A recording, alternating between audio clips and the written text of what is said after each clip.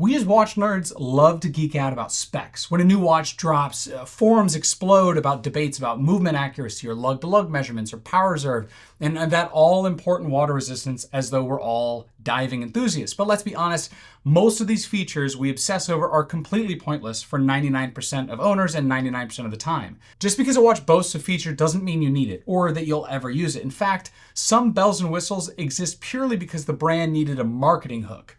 It's time to have a little fun and call out the most overrated watch features we all keep paying for but rarely enjoy. The first is one of my favorites, and that is the Helium escape valve. If you're a saturation diver living in a decompression chamber, this feature is essential. For everyone else, it's a hole drilled in the side of your case that serves zero purpose. A helium escape valve, or HEV, allows helium molecules to seep into the watch during prolonged exposure to high pressure gas to safely escape during resurfacing. Most of us will never subject our watches to these conditions. Brands add helium escape valves because it looks technical. The Omega Seamaster Planet Ocean has one, the Rolex Sea Dweller has one, the Seamaster has one that looks a little ugly.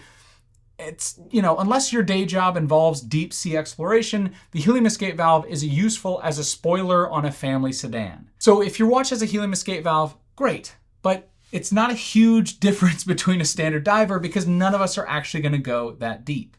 That leads us into our next one, and that is diving. So water resistance. Do you really need 1,000 meters water resistance? Tudor has their Pelagos Ultra out there, which is used for maybe, 10 people in the world if they're not just using a standard diving computer.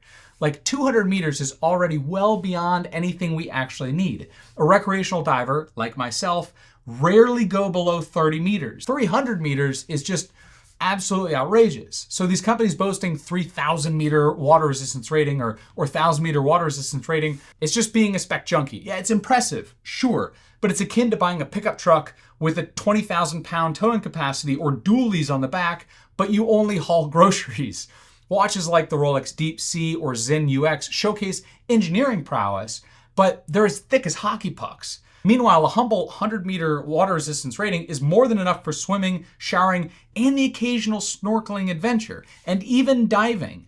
Instead of chasing insane water resistance, maybe appreciate a thinner case or a more comfortable fit, unless you like a thicker watch, in which case, enjoy your deep sea diver. Chronographs you never use. Now this one actually hits me a little hard. Chronographs look cool, the extra subdials give a sporty vibe, the pushers invite you to interact, but let's be honest, most of us don't time things on a daily basis with a mechanical chronograph. Most of us have a phone in our pocket with a stopwatch. Now mechanical chronos are fun to operate and add complexity to movements and give you that extra, yeah, you could use this instead of your phone. But they're also more expensive to service. The irony is that many chrono owners also leave that function unused, especially if it has screw-down pushers where it's just a pain to unscrew them every time you want to use them.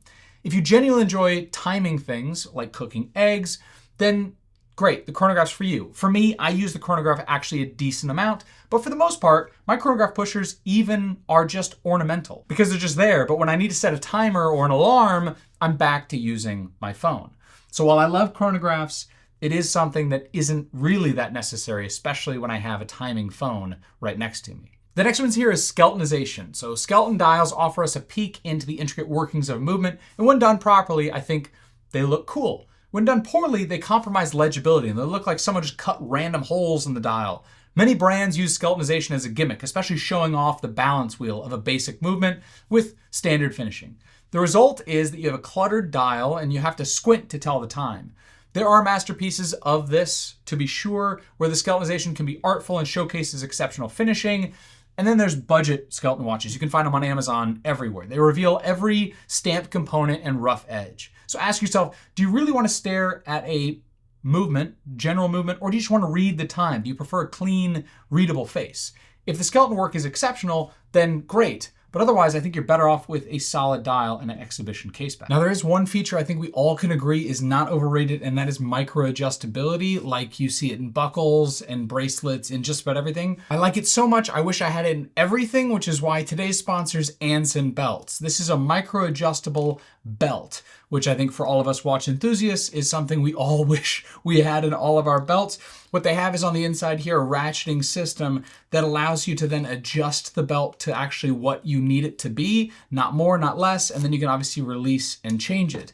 The best part about micro adjustable belts is you're not gonna wear it down by unbuckling and rebuckling. Most of us have those belts with the wear lines where like it's obvious that you've loosened it by 1 notch, and typically that 1 notch is too loose now. So having micro adjustability is fantastic. Plus, all these buckles are interchangeable. So on the back here, you just flip that down and you can put a different buckle on this. So they sell different styles. And because Anson Belt is sponsoring this video, when you click the link in the description down below or you scan the QR code to build a box set, you get 2 bonus pieces. That's a buckle and a strap completely free. That's 3 buckles and 3 straps, which can be mixed and matched into 9 different setups. It's an exclusive deal you won't get anywhere else, so click the link, build your set, and upgrade your belt game today. The next one here is definitely something I am guilty of, and that's wanting a longer power reserve.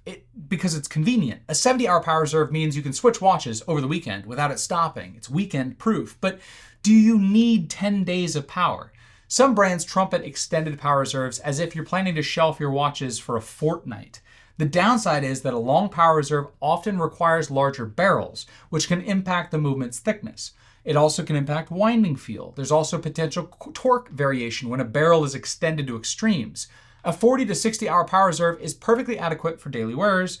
I have a 5-day power reserve in my IWC that I like because it's the only watch typically running when I go to grab it, but even then, it often dies before I go to pick it up again. Ultra-long power reserves are impressive. They're cool engineering achievements, but in practical terms, they're overkill. Unless you enjoy bragging rights, you won't notice the difference beyond a certain point, and particularly if your collection is really large, it's gonna be dead when you go to pick it up again regardless, unless you wear it every day, in which case, power reserve doesn't matter. The next one here is telemeter or tachymeter scales. Now, tachymeter scales measure speed over a known distance. Telemeters measure distance based on time difference between seeing and hearing an event. They're historically interesting, but hardly practical today. When was the last time you timed a mile marker to calculate your speed? Or measured the distance of a thunderstorm by counting the seconds between lightning and thunder? Smartphone GPS, weather apps, your car speedometer do this with more precision, yet brands keep slapping tachymeter scales on chronographs because it looks sporty. It's there for heritage, not utility. But I always love the bezels with telemeter scales because they're even less practical than the tachymeter scales that you find on a Speedmaster here. It's just one of those fun things that's an ornament that we don't actually use. The next one here is not necessarily a feature that is overrated in and of itself, but more of the application. So a date complication is useful, but it's not needed on every watch. Sometimes they really ruin a dial symmetry. So the worst is when a brand shoehorns the date at 4:30, cutting into the hour markers and making the watch look unbalanced. Some watches look better without a date. Now, I am a big fan of the Submariner with no date. I think it is clean that way, or a hand-wound dress watch. Now, others can benefit from a big date, but also some can benefit from none at all. I think brands fear customers will complain about not having a date, but here's a secret. If you have a phone, it has the date on it, or a computer has the date on it, or calendars are everywhere in the living room or on every electronic device we have. You don't need one on a watch. But it is one of those features that is overrated for some people, and some people absolutely have to have it for those quick moments when you're signing something and you don't have to ask someone what the date is. You can look down at your watch. The last one here is a GMT hand, specifically around a traveler GMT. Most of us do not travel enough to actually need a watch like this with a GMT hand telling me my local time. For me, for example, this is set more like the original Explorer 2's original purpose, which is that the red hour hand just tells me the 24-hour scale of what I'm in right now, which makes setting the date a lot easier because I know generally where the movement is at in its 24-hour period. That is what the Explorer 2 originally was for. But these jumping hour hands really became really popular for most of us. But most of us don't travel between time zones more than once or twice a year, if that at all. A lot of us stay within our time zones because we're just going to work and coming home. But that GMT hand adds that extra feature or that extra splash of color that I think people go crazy for, and that's why GMTs got so popular. Why buy a Black Bay 58 when you can get a Black Bay 58 GMT for roughly the same money? And that extra hour hand adds more functionality. But then again, it also doesn't, because most of us don't actually use the GMT hand very often at all. It's there for those moments when you need it. It's like having a tool in your toolbox that you know you don't really need, but that time you need it, you really will wish you had it. And that's how I feel about GMT hands every so often. But I, again, am a sucker.